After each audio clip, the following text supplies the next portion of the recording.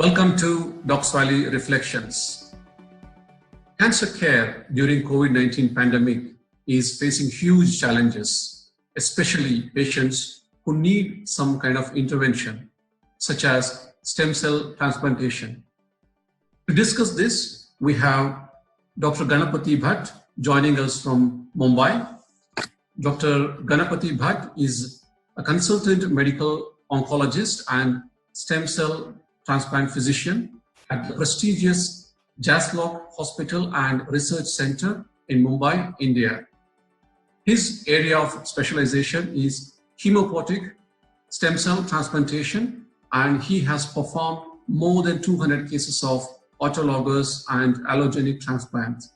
He is not only practiced in India, he's also practiced in outside India as well, and he has been awarded many prestigious awards for his expertise and for his service in this area of specialization. Dr. Ganapati, thank you very much for joining us. It's an honor to have you with us.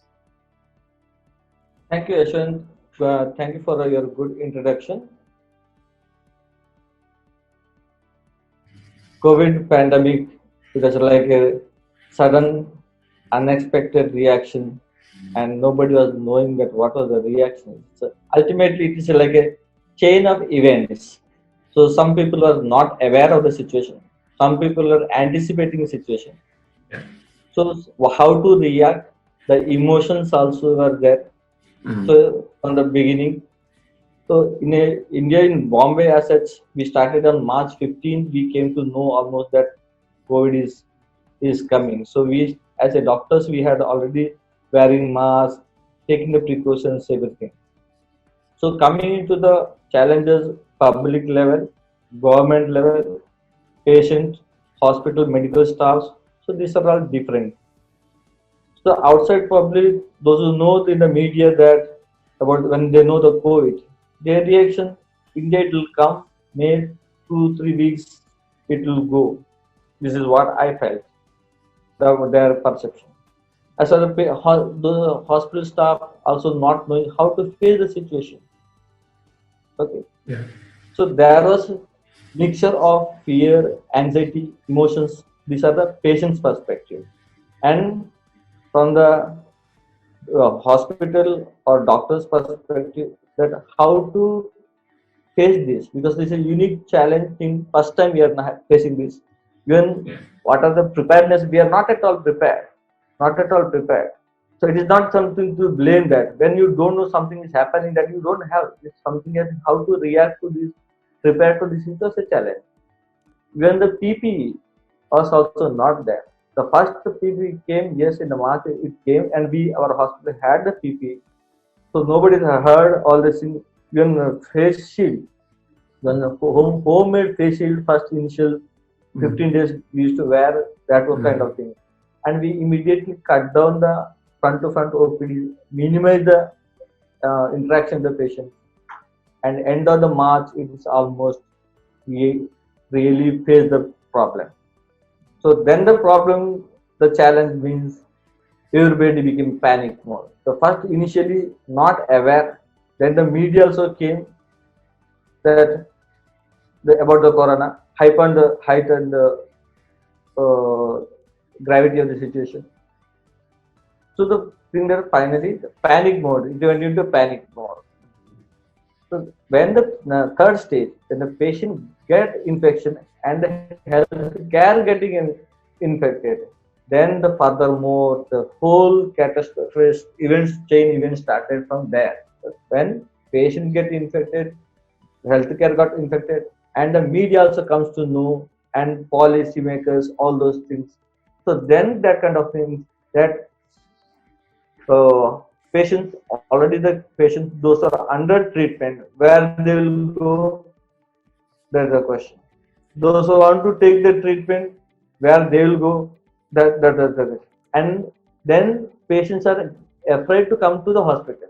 Those who are on to take this, so they try to kind of escape postpone the treatment if they're stable. Another thing, those who are patients, and lockdown came. So as a policy, lockdown came. So getting into the hospital where they are taking. Suppose the patient is taken from Delhi to Bombay or from another city to Bombay. So everywhere the patient has a problem of traveling, staying, accommodation, and every day rule changing. So even the everyday policy at the state level and central level are changing. That's caused so much problem for the doctors, patients, everybody, that because there is no guideline. There is no guideline. Nobody has come to any conclusion to that. When to do the test, safety or the safety, COVID area, non-COVID area, all these came later. So if you retrospectively thinking, so that time there is no, it went on like this for almost 1 month. Then unfortunately the media also came, the first victim of the hospital, who this hospital is now COVID, this thing, so every media person has to come to all the hospitals. So public, the society where we are stay, the doctors or the healthcare sector, they are also looking at as a suspicious thing that, oh, this doctor is coming from. So this is many healthcare, our brothers, staff nurses, ward boys, they are all face the problem that because of the COVID doctors, hospital care. So this happened. And stigma, isolation, mental stress, availability to the healthcare, all these things happened during that case. So it was very difficult. Now coming to the health care, cancer care in the second aspect, that patient to take the appointment to come to on OPD basis, for example, OPD basis, inpatients, okay, and those who undergo intensive treatment, and for undergo surgery, radiotherapy. So these are the 3-4 main areas. Okay. So when you to come to the diagnostic area, for example, you require an imaging, a PET scan or an MRI. So that is also scrambled because of the lockdown, the traveling restrictions. They have to find out from where to go, where it is available, where a COVID test is prior is must. Then the government is also putting restriction to do the test. Second thing, that getting the admissions, because by the same what happens that some hospitals are locked down, hospitals are closed partially. So getting the patient inside the hospital is also a tough challenge for the patient, family, even for the doctors, hospitals, everybody. And suppose a patient is required surgery, emergency surgery, imminent. Yes. So otherwise, if you do a surgery, he'll say, may save in the COVID situation. If you don't do the surgery, then anyway he is going to die. So decision making in surgical intervention also difficult. And radiation. Radiation initially or standard radiation goes for almost 5 to 6 weeks. But here, then we have to find out some way, the new technology or technique we have to apply, because so that in a shorter duration, minimize the hospital visit and give the radiation. So that is, so we have to change the treatment protocol. And for in the coming to the chemotherapy protocol, we cannot give them an intensive protocol because they go into neutropenia, hospital chemo related complications. So we have to change the protocol. So because there is no guideline nationally or international guidelines how to treat the patient in COVID area, what are the guidelines? So everybody from all over, from Singapore, Western Europe, everywhere putting one their views, just personal views. Yeah. So you have to share this personal views and made a patient safety purpose the protocol. At the same time, you fight with the cancer. So so adjusting a protocol is also which is home care. Because injectable is that you make it with a oral medication. That was another thing. Then another problem was happened that those are hospitalized patients. There are leukemia and all, induction treatment, half treatment started. Now the next still 6 months treatment is there. Now where they will go? Patient has some Hickman line, port, all those things indwelling there. Who will going to manage? So these are the huge problems are there. Then another problem was the blood products.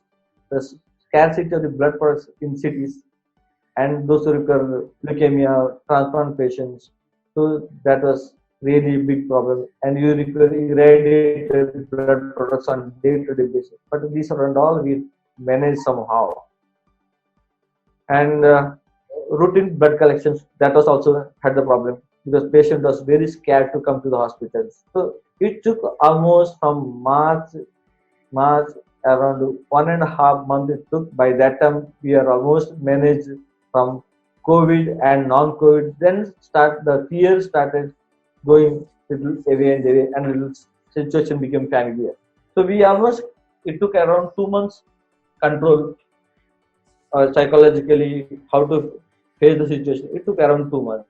So from the patient perspective and the medical staff perspective or the hospital perspective, there are two things. And of course, and coming to the third part, important part is that how the media and the government reacted. So that is also very important thing that I feel that I'm not criticizing or blaming, because everybody thought I'm safe, we are safe, but it didn't happen in that way.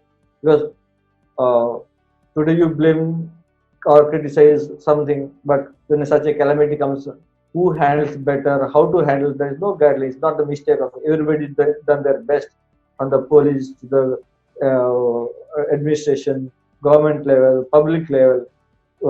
Everybody tried their best. I'm not telling that 10%, 25% may not follow aware or did not follow, but in such a huge pandemic comes or a crisis comes, it is natural to have all these things.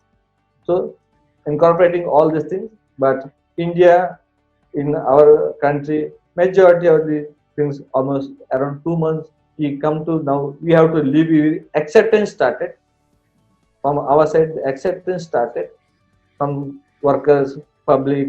Now how to live, so how much time it may take. These are thinking process, which are the mental block started opening. So that fear a bit less.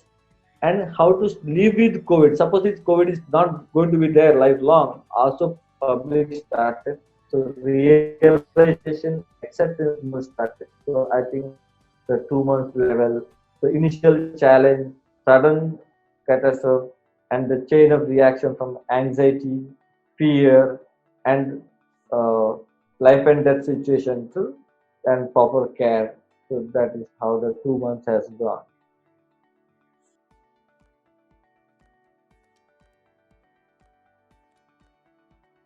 Based on National Cancer Institute data.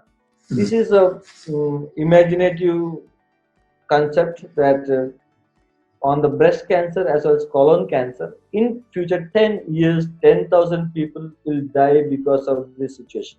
So it is a little hypothetical and a model-based concept, which is came in June 19. I think editorial it came. Dr. Sarpes comment. So it is very difficult to comment on the exact figure or only in this cancer. Looking at a huge heterogeneous group of cancer patients.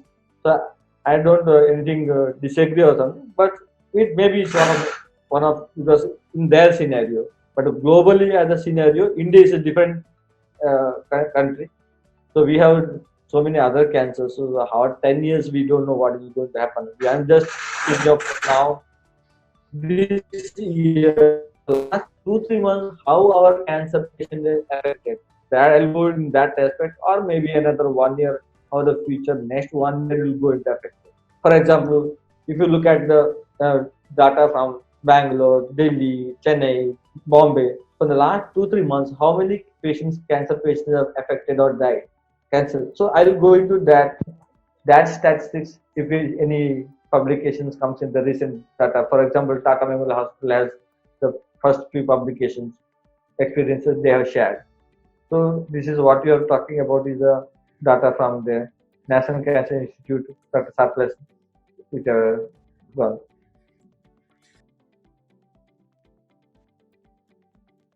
So my takeaway tips are that the patients, those who have curative intention, the curative intention therapy, patients those who are young, patients those who are life expectancy is highly expected, that has to be given the first preference. Those who can wait for some time, for example, follicular lymphoma, or already treated, or you change the protocol, little adjustment to the protocol. Instead of 2 weeks or weekly protocol, you make once in 3 weeks, or may postpone for 2 weeks or 3 weeks, depending upon the situation which area is coming. And intravenous versus oral medications. Suppose the protocol regime for NCA colon. you can Folfox or Folfox 4, Folfori, all these protocols into oral medication. Capox, one injection which can be given nearby his house, patient's house, and oral medication. So change the protocol for 1 or 2 months so that 2 months patient is disease under control and he doesn't no need to come to the hospital. So home-based protocol, less intensive protocol, and those are in need. Suppose patient is having leukemia, he has to be treated. He cannot wait for the COVID because he will get the problem. So some amount of the balance, young patient, Hodgkin's lymphoma, and already around the compressed in the media standard. So you have to see the case to and intention of the cure, where is high, young patient, and life expectancy is high. I'm not talking about the patient of the palliative care stage 4. So then you have to see that better not to come to hospital. You do the best at home. That will be. And another concept is arise in this corona pandemic is telemedicine. So telemedicine, audio video consultation is really helped because patient no need to travel one thing. Suppose you know your patient or patient not take a second opinion. One thing that almost suddenly within a week or 10 days time everybody is adjusted to telemedicine. So this is one thing legalized and helped a lot for so that doctor also no need to go to the hospital, patient also no need to can upload their reports and communicate audio video. You communicate, okay, I want to see your eyes, okay, Spira, he can show it. So everything, so patient also feel comfortable, avoidance of transport, all this lockdown period, and it is and the future also I feel for the first consultation or the maybe the 3 months or 6 months follow-up, patient need to come. Rest of the follow-ups, I think the patient in the future practice of medicine, even in oncology, will depend, will will go like this. Telemedicine will be the one of the next thing once everybody is adjusted to this. Of course, some other difficulties coming, those are having a taluk level or village level, how to do this thing. Patients are not aware. So some stress should be given on this that no, you no need to travel all the way. Patient from another state. If you want to really come after seeing the report, no, you have to come here for the evaluation and the further treatment. So such patients only need to come. Otherwise, no point in traveling all the way city to city. No, this is what I feel that. So urgent means another thing that stem cell transplant. If you ask, yes, those are high risk stem cell transplants for leukemia going to relapse. If you don't do the transplant, it's already in remission achieved, and if you can't delay more than 2 months because his disease will relapse or her will relapse and will die. So in thus such cases, you have to do the transplant. You can't wait for the COVID pandemic. And if your other colleagues have supported blood bank, other staff, or institutions all supporting you, you should go into the transplant. And other cases like benign disorders like thalassemia, sickle cell anemia, they can wait for 6 months, 8 months, or they can wait. So emergency is not an emergency. So whereas emergency cases like leukemia, I think that can be should done undo. And we have done already now allogeneic transplant for a relapsed leukemia for a young. So I think that in that case it is an urgent.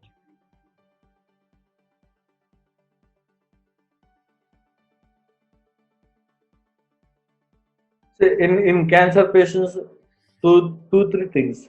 Whether the patient is going to have, for example, solid tumor treatment, systemic chemotherapy. Second thing, patient is going to receive immunotherapy. Patient group of those who are receiving immunotherapy. Patient those who are receiving high intensive chemotherapy like leukemia. Then patient those who are receiving undergoing transplant. For example, generally 4 categories. If you look at as me, those who are having short neutropenia period and going to recover earlier, they can go for, in my opinion, because most of the vaccines what are coming as killed vaccines, what are clean phase 1, phase 2 trials are now approved there, as I believe that is killed vaccine. So per se, those are short-term chemotherapy patients should have more. Number two, those are having high intensive chemotherapy, their immunity level to some extent be compromised in leukemia. So we have to check the immune constitutions of the patient. You can check for CD4 count, you can check for CD8 count, you can check for immunoglobulin levels. These are the things one has to check when patients those who are taking high dose chemotherapies. Now coming into transplant patients is a different ball game. In transplant patients, when you are taking other irrespective of the corona also, the policy is different in autologous and in allogenic. So patient should have his own immune reconstitution. Number one criteria. Usually 6 months to 1 year in autologous transplant and almost 1 to 2 years in allogenic transplant in different settings. So first thing is patient immune reconstitution. How you check? Again, CD4, CD8, immunoglobulin level, these are things we check.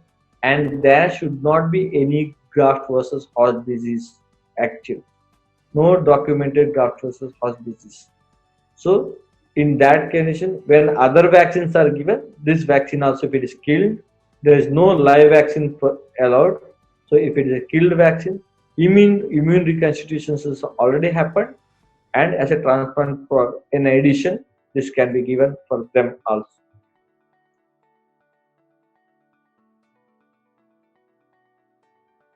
But as a practice, what we are seeing in the developed countries, Western countries, India, it is a very, very complex, very heterogeneous. You can listen from one thing from France, one thing from US, one thing from Singapore, one thing from China, one thing from Malaysia.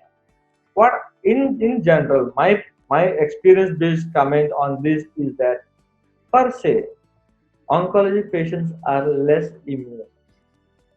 Okay, less immune. So the susceptibility for a viral or any infections on a high card. So second thing, that what type of the patient treatment undergoing intensive chemotherapy like leukemia, lymphoma, bone marrow transplant. Okay, they are more prone for susceptibility for the infection. Whereas when you have less intensive treatment chemotherapy where the WBC doesn't go down or there is no prolonged neutropenia or bone marrow suppression, they are not that uh, affected. This is in general. But this is not always true, because some of the times we have seen patients are all fine, but the healthcare are affected. It becomes symptomatic. Those who undergone the intensive treatment like transplant protocol, no, some of the places nobody affected. Successful transplant, discharge home, not a single problem of COVID didn't happen. So it is very interesting that patient who is in the hospital 100 days, nothing happened, no COVID, nothing. But medical staff got COVID, but the patient didn't get the COVID. So if you argue at one end, no, transplant patients, they are highly myeloablative chemo treatment is given, they are highly prone. I have addressed this when in the conferences I was seeing that in colleagues from abroad, USA, they still know our patients are basically now we are avoiding. So this kind of thing is very early to react. I think that you should take precaution, you should aware, you should explain the patient and family that see this thing can happen. It is dangerous to the patient and for the healthcare for us also. So we have to take this balance action. How much risk we have to take? If it is a risk, explain, not to panic, and I think that is a rationale. And another thing I want to highlight in the COVID and cancer patients, because in majority of the cancer treatment, corticosteroids or any steroids are used. So steroid will mask the picture of the COVID presentation or manifestations. So that is very tricky that patient symptomatic may be asymptomatic. Okay, so because an anti-inflammatory drug or immunosuppressant is given, so there is no data. One other thing that is coming in my mind as a practical this thing that which I have come across also. Patient came with light fever, no focus on the infection, except for some excavated wound in the hand. But the COVID test swab test was negative, and CT scan is also clear. HRCT is negative. Patient was evaluated for 2-3 days and sent home. And after day 5, swab he became positive. So, which is positive, which is negative, who is symptomatic? This is little bit, you know. Well, this is the yesterday's experience I'm sharing that. So very difficult to this thing. Third point, any patient already received chemotherapy are already prone for infection like pneumonitis. So these pneumonitis and other features or having lung metastasis patients, they will resemble the CT will resemble query COVID. So there is other faculties also should be aware that this is a cancer patient. This could be metastatic lung will not. Otherwise, what is happening that everybody labeled with the COVID. So then, so this is the fear. What I'm trying to say that a cancer patient, what the lung manifestations can have, or the lung features in CT scan or X-ray can have. It can be metastasis, it can be pneumonitis, patient who has received chemotherapy, or his fever could be a neutropenic fever because his immunity is good. So all fever, all lung lesions are not COVID. What is happening that everybody is that mind straight away go to good. I'm not telling that you should be cautious of the COVID, but at the same time, other differential diagnosis has to be kept in mind in this.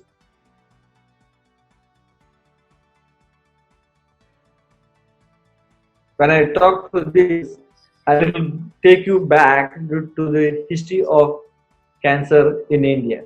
If you go to the Vedic times, Indus Valley civilization, there is no mention of cancer in India. So the cancer terminology came, or the pickup the word cancer came in India almost after the 17th century to India. And one of the oldest system, Siddha medicine system. In the Siddha medicine system, it's a South Indian system. It is almost after the 17th century, Siddha medicine system, Putrunoi, the terminology called Putrunoi. I don't, if I am pronouncing it. So they used to call in the Siddha system cancer as Putrunoi. Okay.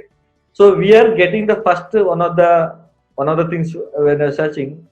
So in the Siddha system, South India, in Tamil, I just checked it is Tamil. Putrunoi is one of the word used when we get our history.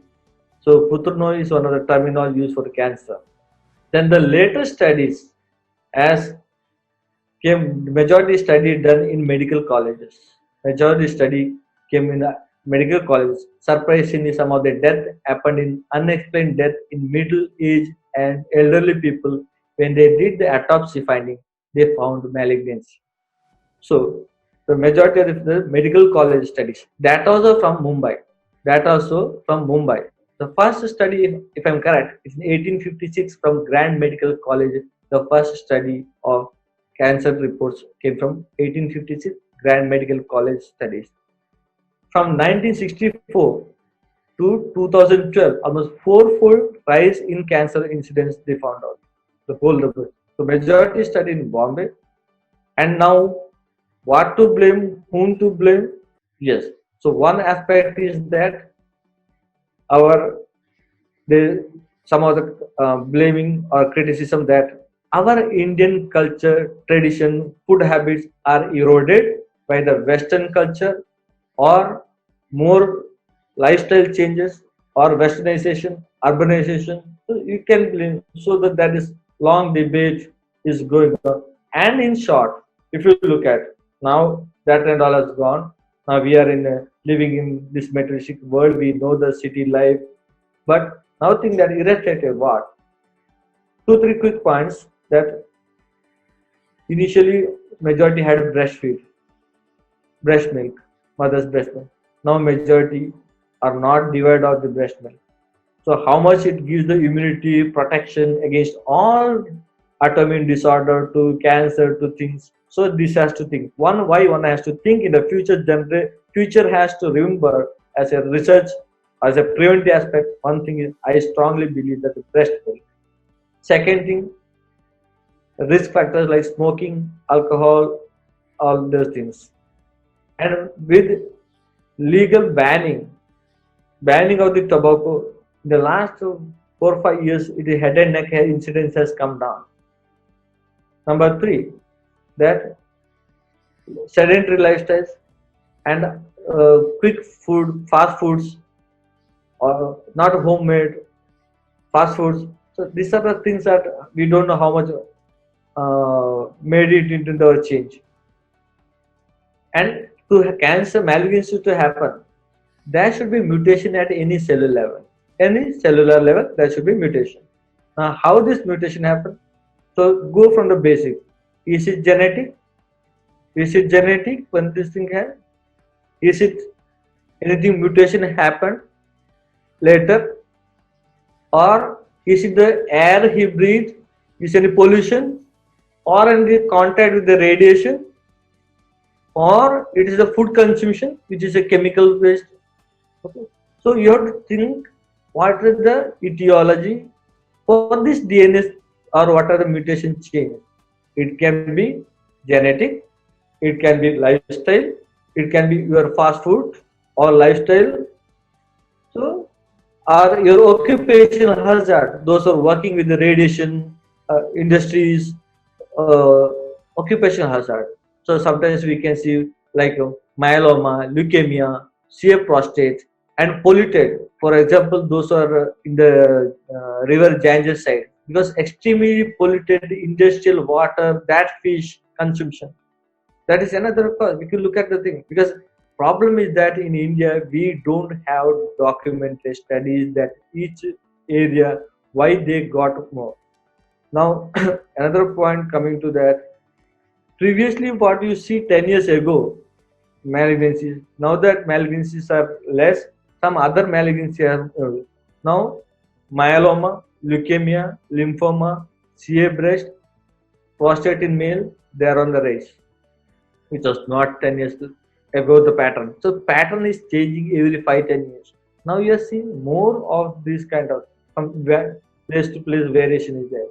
So in short, I feel that it is more of the you can call it is a westernization or lifestyle changes, sedentary lifestyle, and lack of awareness is also another thing that preventive aspect cost focus in India is totally not there, even globally also not there. We are trying to find out so many treatment, novel ideas, novel therapies, but basic pollution, how to have hygienic food, organic food, nutritious food, these things, health, lifestyle, health.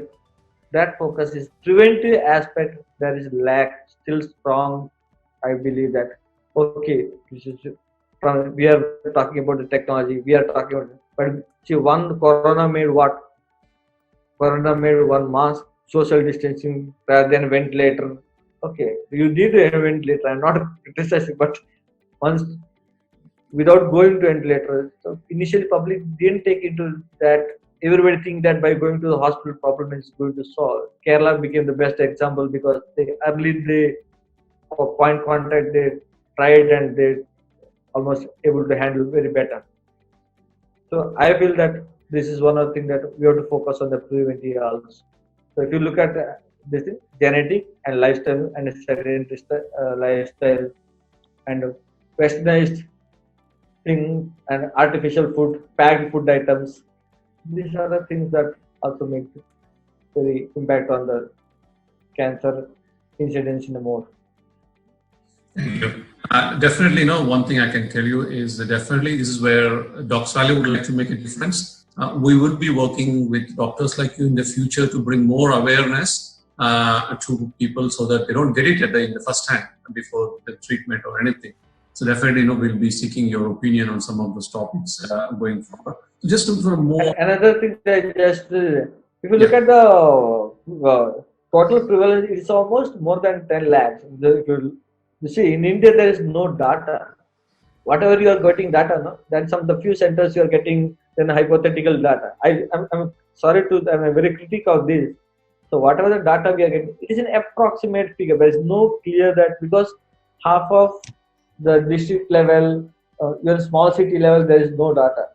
whatever data we are getting from AIMS, Tata, Jasper, Bombay, Apollo, Chennai, Hyderabad, Bangalore, this is what is happening. Gujarat, Cancer Center, this center, AIMS, CMC Vellore. So this is only the data set. So this is like iceberg. So remaining thing we don't know. And another thing I'll tell you, a patient who is living in a village, in a remote area, where there is no access to the road or bus, and that lady develops a breast lump. For her, what? For her, in a layman, for her, she doesn't know that this is cancer. If you ask her, or she may be having a mouth or oral tongue cancer, for her, it is a wound. So psychologically, she is not affected. So we have to, one end we are so-called we tell educated, and one end we are. So how many patients in India, for example, in our country, don't forget about other countries. Let's talk about our countries if you are discussing. How many patients are in the village level or remote areas having cancer and they don't know what cancer is? You go and tell that, explain in their own language that is cancer. They'll ask that what is the cancer? They may be applying some local this thing. They're happy. They're paying. They're eating. I have seen this is the thing now.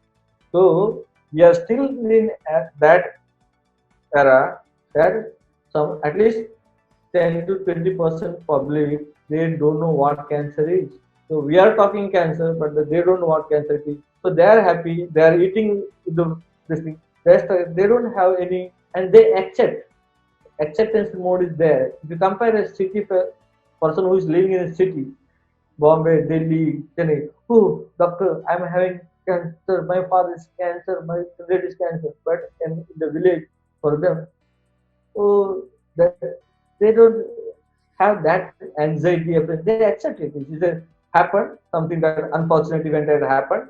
So that their mode of approach to the doctor, healthcare is different. And so one other thing that what I have seen observed that what we are getting statistics is not the real statistics of the actual incidence and prevalence of cancer in India. This is one of the things because our country is huge, population is huge. But in thing, if we ask, yes, that is what are the figures we are available. It is around 1.2 million at any point of time. India has got cancer, and every year approximately now 2 lakhs new cases are coming. And Gujarat, and one of the studies showed that Gujarat has got the first in 2018. Gujarat was the number one. Karnataka, Telangana, Maharashtra, like the state-wise that one study had come. Thank you. That's a great insight, and obviously you highlighted a lot of gaps in our understanding of cancer incidence in India.